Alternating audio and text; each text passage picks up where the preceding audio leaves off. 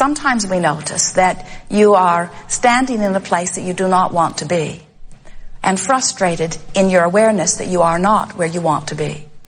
And in that frustration, the frustration itself is your indicator that you are right now misaligned with who you are and with what you want. Sometimes you feel defensive about that. You want to explain why you're there. And we say, a little bit of that can be helpful because that could put you in step one. In other words, the more you chew on what you don't want, the more clearly you know what you do want. And so when you are in that uncomfortable place, you are certainly applying step one all over the place. But we would encourage that you spend less time in step one and more time in step three. Step two, not your work. Source energy takes care of that. So what do we mean by that? Well, don't spend too much time trying to defend where you are. Don't argue for your limitations by explaining how long you've been there. Sometimes people come to the hot seat and they want to talk about an issue. And we say, we'll hear you briefly, but we really don't want to spend very much time talking about your issue, because when we talk about your issue, what we do is keep activated the vibration that you've already been practicing. And when we keep activated the vibration that you've already been practicing, the vibration that has already shown you is not going to get you to where you want to be, then this becomes another exercise in futility, because all we do is practice the vibration that isn't working for you. Well, sometimes they can't even reach for the other thought because that vibration is so dominant, and sometimes it feels like they just need to talk about it. And we say, we really don't want to talk about it very much. We want to talk about something that feels good. And they'll say, but I can't talk about this and feel good. And we say, then let's talk about something else. And they'll say, but I'm here to talk about this. And we say, but that is your problem. And they say, we know that's our problem. That's why we want to talk about this. And we say, yes, but talking about your problem only continues to activate the problem and holds you apart from the solution.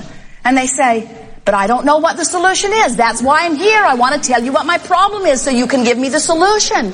And we say, yes, but if you activate your problem, you can't hear the solution. And they say, give me my money back.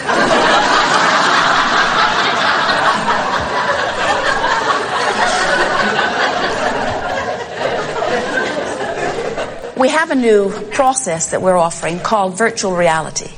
You spend 30 seconds there. And you pretend like you're a director of a movie where you get to choose the setting, you get to choose where it's happening, you get to choose the time of year, you get to pick your favorite place, your favorite time of year, your favorite time of day, your favorite sun in the sky, your favorite air upon your skin, which will induce your favorite mood. And then you get to choose your favorite people that are there, maybe it's only you, and you get to choose your favorite thing to say. Sometimes it is better that way.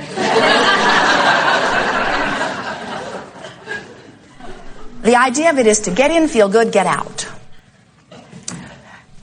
As Esther began playing the game, she understood our motive, because she recognizes that even as good feeling as she usually is, that she has some beliefs that she's carried around all of her life that still are dominant within her vibration, beliefs that do not serve her. And as she feels some of them surface from time to time, and as she listens to so many of you talking about things that have happened to you before, and she realizes the struggle that you are in, she said to us one day, Abraham, I can damn well choose which vibration is dominant within me.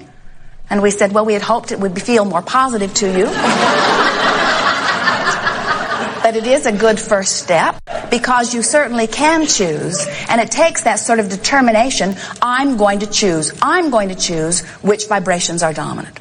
But many times you are not prepared to choose. In other words, when you get focused upon a subject, something causes it to activate within your experience. It activates right where it usually activates. And sometimes there's already enough momentum going with it that you just can't find a thought that is different from it. That's why you keep practicing the same thought. So this game of virtual reality is a game for one reason only. It's only for you to practice choosing thoughts and making them dominant. It's really more about you showing yourself that you can take a thought, a simple thought, focus on it, make it dominant, so that you gain confidence enough that you can then begin to take some of those other beliefs that are hindering you and gently modify them. Because if there is something missing from your life right now, you've got to change some vibration. If there's something in your experience right now that you don't want, you've got to change some vibration. You cannot continue to bip along in the habitual pattern of offering thought and have anything in your experience change. You've got to change it. Esther took 10 years of piano lessons when she was a little girl.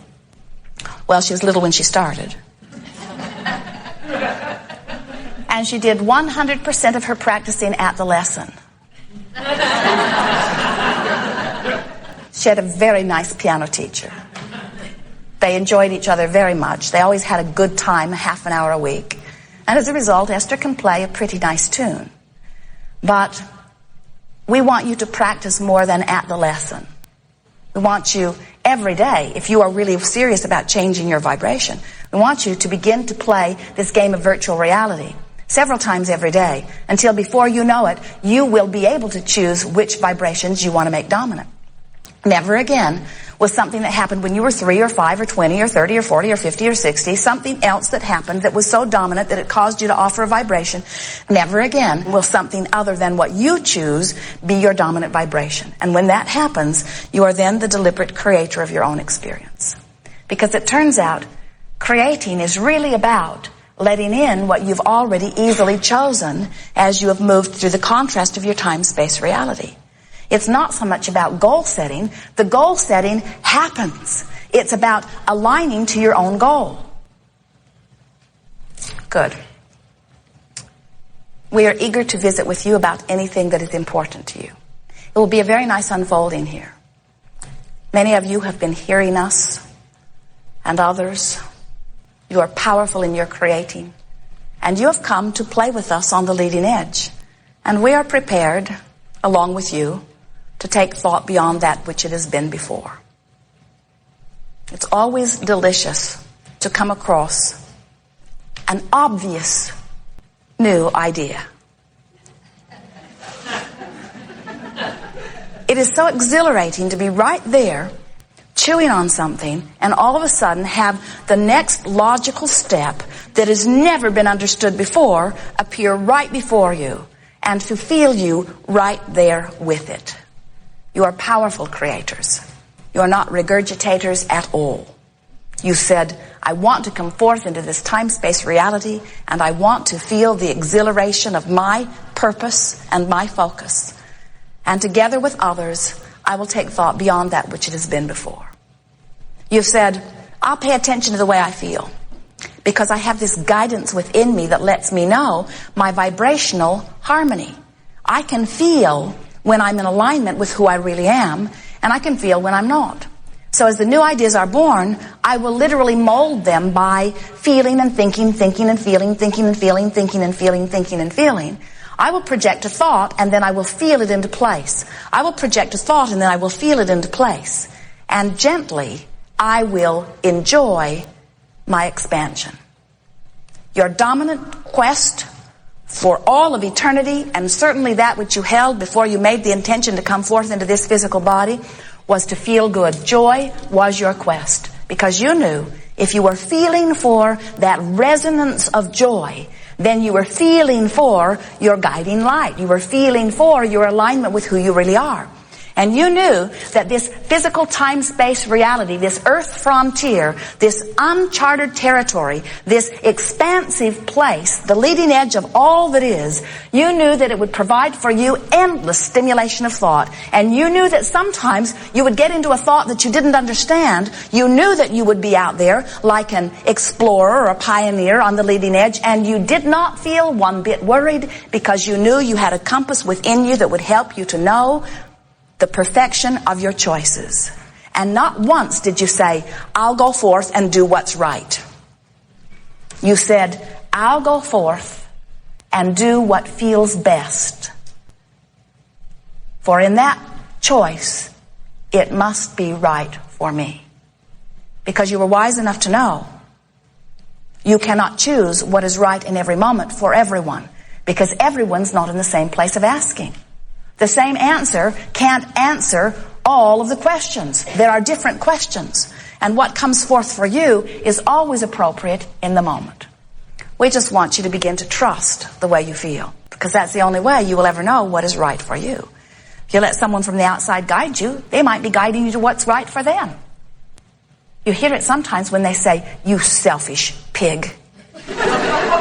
Don't do what you want to do. Do what I want you to do." That's an example of that. You need to do what's right, and it will please me when you do it. And we say, wrong answer. Sometimes it's fun to please them. Pleasing them sometimes feels good. But if you reach this place where you are reaching to please them and they are out of sync with Source, then pleasing them cannot possibly please you.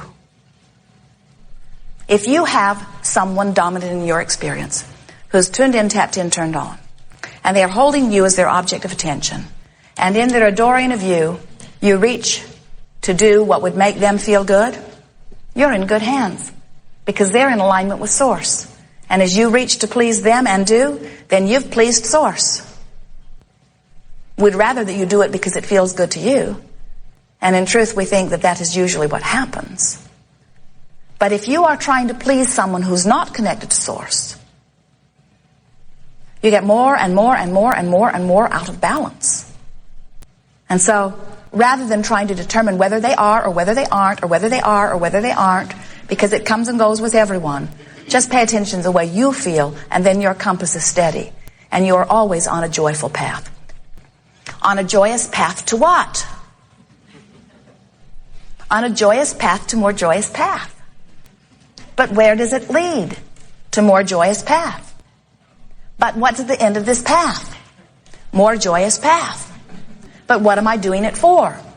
Joy. But where will it end? It won't.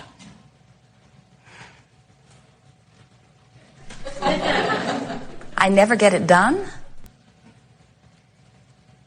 That's pretty much it. You never get it done. We never get it done. But when you think about it, have you ever been on a joyous path, like a vacation, or eating an ice cream cone, when you wouldn't have minded if it didn't end? Where you wouldn't have minded if it just went on and on? You were having such a good time. The idea of it continuing to expand before you felt so good. Well, that's the way this life experience felt to you from your non-physical perspective. And it's the way we want you to remember again. Jerry and Esther were leaving a hotel in San Diego the other day. And the bellman who was helping them with their luggage stood with Esther on the curb while Jerry went to get the car. And he said, "I met a lot of happy people this weekend who were at your seminar. What was it about?" And Esther said, "Oh, it's about letting the well-being that is natural in." He said, "What?" Esther said, "Well, it's about understanding that we are supposed to feel good and just not doing that thing that keeps us from feeling good. And if we don't do that, then we feel good." And he said, "What?" And then a family is coming out of the hotel, and a little girl who could not have been more than 3 years old, maybe not even that, tiny little thing, is pushing on the big, heavy glass door. And Esther went to help her and then realized that the little girl was pushing so hard that if Esther opened the door, she would probably fall right down. So Esther stood back and watched her because her parents were allowing it. And the little girl pushed the door with all of her might into the open position and then held it while her older brother walked out, and her father and her mother. And she is exclaiming to all of them, "I did this all by myself. I did this all by myself." And then a parade of strangers are coming out of the hotel, one after the other. The little girl is holding the door, and she is telling each of them, "I did this all by myself." Her beauty and her purity and her joy brought one man nearly to tears. He could hardly believe that this little bit of a thing that did not come to his knee was holding the door for him. And then she bounced down the sidewalk with her family, shouting all the way to the parking garage, "I did that all by myself."